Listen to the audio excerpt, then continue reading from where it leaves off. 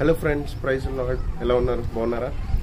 చూడండి, ఒకవేళ నువ్వు అనుకుంటున్నావు నాకు ఎవ్వరు లేరు, నాకు ఎవరు సపోర్ట్ చేయట్లేదు, నిజంగా మనుషులను నమ్మాలంటే కదా నార్మల్గా చూసుకుంటే ఎవరిని నమ్మినా మోసం చేస్తున్నారు, ఇప్పుడు ఒంటరిగా ఉన్నాను, ఎవరు లేరు అన్న ఫీలింగ్తో నువ్వు ఉన్నావా? ఒకసారి చూడండి ఫ్రెండ్స్, దేవుడు అవునా ఈ గుడ్ ఫ్రైడే, ఈస్టర్, ఈ రెండు మనకి ఒక రిసెంబ్లెన్స్ చూపిస్తాయి.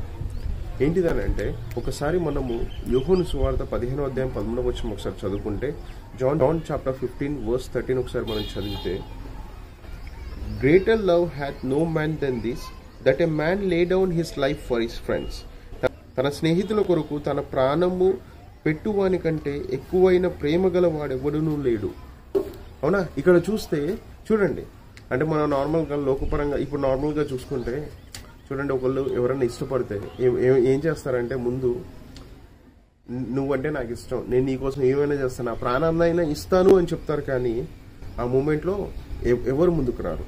కానీ ఇక్కడ అంట యేసుక్రీస్తు అంట ఏం చేశాడంట, తన స్నేహితుల కొరకు అవునా ముందుగానే ఇదిగో నేను నిన్ను ఇంతగా ప్రేమిస్తున్నా అని చెప్పేసి చూపించడానికి తన ప్రాణాన్ని ముందుగానే బలిగా అర్పించాడంట.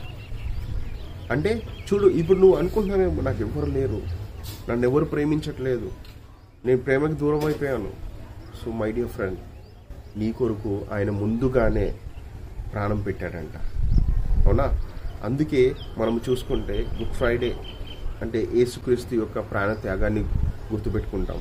ఎందుకనంటే మన పాపాల కొరకు, మన కొరకు ఆయన చనిపోయాడంట, ఆయన ప్రేమ అంతగా వర్ణించాడంట. అలానే 3 రోజు సజీవంగా తిరిగి లేచాడంట. అవునా? లేచి చూడండి, అక్కడ మనం చూస్తే ఈస్టర్ యొక్క రెసెంబ్లెన్స్ ఏం జరుగుతుందంటే, అక్కడ మార్నింగే అక్కడ సమాధి దగ్గరికి వెళ్ళిన తర్వాత అక్కడ సమాధిలో ఆయన లేడు. అవునా? ఎలాగైతే ఒక చనిపోయిన శరీరం ఉండాల్సిన సమాధిలో ఎలాగైతే ఆయన లేడో, అలానే దేవుడు నీ జీవితంలో ఉదయించబోతున్నాడంట. అవునా? ఎలాగైతే ఆ సమాధి ఖాళీగా ఉందో, ఈ రోజు నుంచి నీ జీవితంలో కూడా నీకున్న శ్రమలు, నీకున్న బాధలు, నీకున్న ఇబ్బందులు, అవునా ఏవైనా కావచ్చు, ఏదైతే కొదువుగా ఉందో అవన్నిటినీ దేవుడు ఖాళీ చేయబోతున్నాడంట. ఖాళీగా ఉన్న సమాధిని నువ్వు ఎలాగైతే చూస్తున్నావో, ఖాళీగా ఈ యొక్క లేమితనాన్ని, ఈ యొక్క గడ్డుతనాన్ని, అవునా ఈ యొక్క ఐశ్వర్యం లేక నువ్వు బాధపడుతున్నావు, ఏవైతే బాధలు ఉన్నాయో అవన్నీ నీ జీవితంలో నుంచి దూరం అయిపోయి దేవుడు నిన్ను సంతోషకరంగా పెట్టబోతున్నాడంట. నీ పట్ల గొప్ప ఉజ్జీవాన్ని, గొప్ప వెలుగుని తీసుకొని రాబోతున్నాడంట. సో అందుకే ఆయన ప్రేమని మర్చిపోవద్దు. ఆయన నీకున్నాడు, ఆయన నీతో ఉండబోతున్నాడు, ఎప్పటికీ నీతోనే ఉంటాడు. Praise God. ఆమేన్.